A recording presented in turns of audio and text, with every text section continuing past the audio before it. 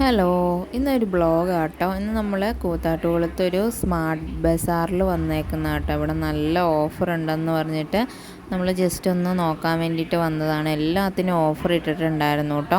ലേസിനൊക്കെ 50% ഓഫറൊക്കെ ഉണ്ടായിരുന്നു. നമ്മൾ കുറച്ച് സാധനങ്ങളൊക്കെ പർച്ചേസ് ചെയ്തു.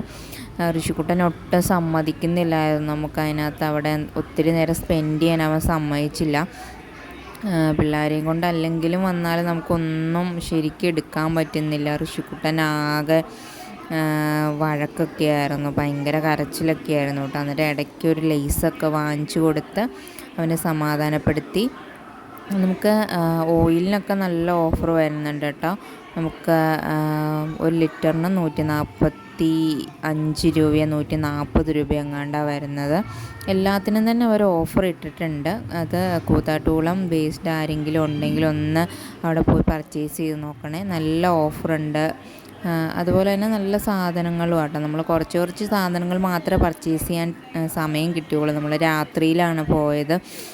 അന്നേരം എല്ലാവരും തന്നെ ടയേർഡായിരുന്നു. അതുകൊണ്ട് നമ്മൾ പെട്ടെന്ന് തന്നെ സാധനങ്ങൾ എടുത്തുകൊണ്ട് പോന്നു. ഇത് കണ്ടോ, ഇത് പുളിയാട്ടോ. ഞാൻ ആദ്യമായിട്ട് ഇങ്ങനെ പാക്ക് ചെയ്തിട്ട് ഇങ്ങനെ പുളി വെച്ചേക്കുന്ന കണ്ടത്. പിന്നെന്താ, ഋഷിക്കുട്ടൻ ആകെ വഴക്കാട്ടോ. പോവാന്ന് തന്നെ പറഞ്ഞുകൊണ്ടിരിക്കുമായിരുന്നു. അവന് രാത്രി ആയതുകൊണ്ട് ഉറക്കം വരുമായിരുന്നു. അതുകൊണ്ട് നമ്മൾ പെട്ടെന്ന് സാധനങ്ങളൊക്കെ എടുത്തുകൊണ്ട് പോയിട്ട്. അപ്പോൾ ടാറ്റാ, ബൈ.